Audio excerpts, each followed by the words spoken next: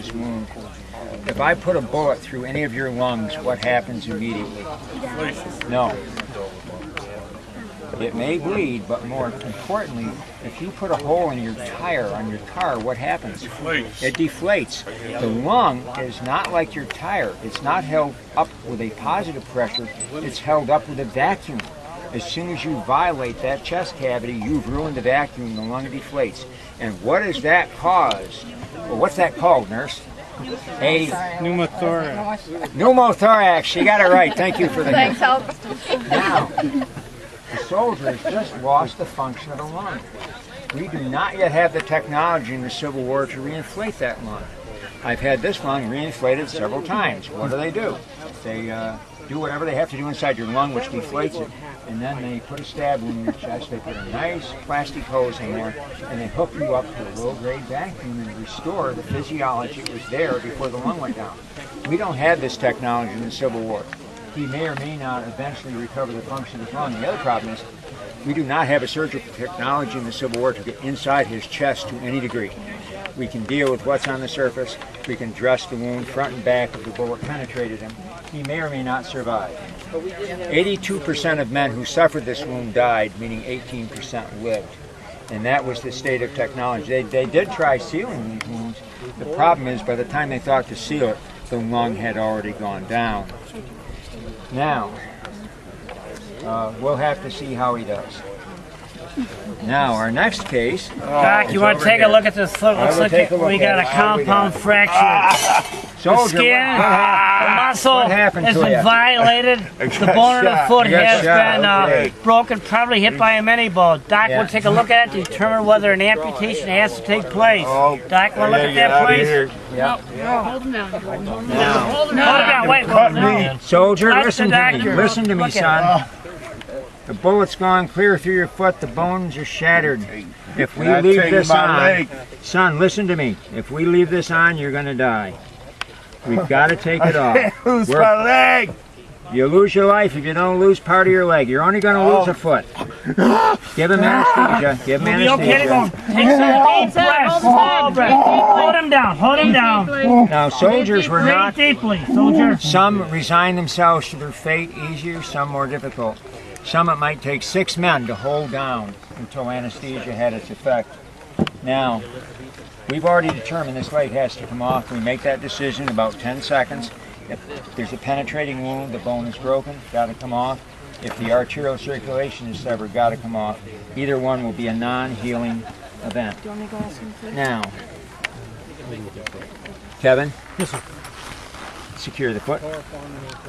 First thing I will do is pour the meat right down to the bone. Now, why are we in a hurry in the Civil War? The men who wait for my surgery for tomorrow, we've already learned twice as many of them will die.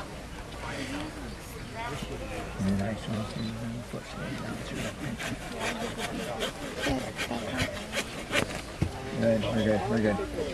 Now, we're going to loosen the tourniquet just a pinch. Kevin, loosen the tourniquet just a pinch.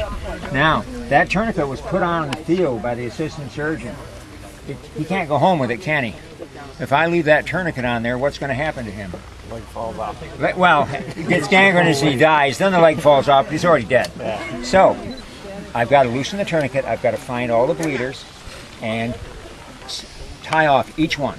Now, in the American Revolutionary War, how do we do this? Okay, we've got a bleeder right there. Tighten up a little bit. Okay. Now, in the American Rev, how do we do this? We did it with hot cautery.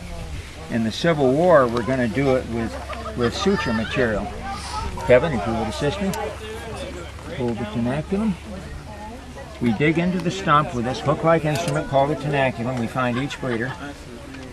Pull it down a little bit. Okay, got it. Hold the forceps.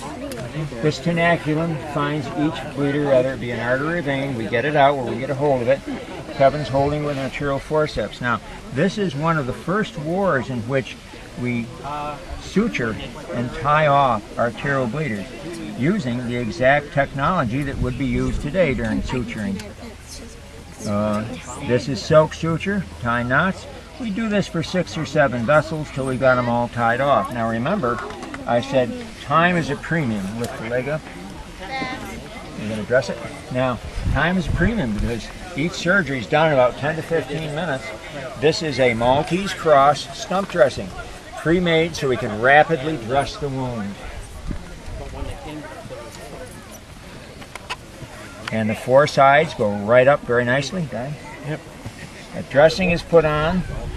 He will wake up and be in incredible pain. How many of you have had orthopedic surgery where a bone has been cut? Okay, it's more painful than surgery where a bone has not been cut. We have excellent pain meds in the Civil War. Assistant Surgeon Fred, tell us about pain meds in the Civil War. We've got opium, we've got morphine, we've got the ever popular whiskey, and we've got Laudanum. Anybody know what Laudanum is? Opium and alcohol. It was legal, it was over-the-counter drug, just like an aspirin, Tylenol is today. It was legal until 1906 when President Theodore Roosevelt's government made it illegal under the Pure Food and Drug Act.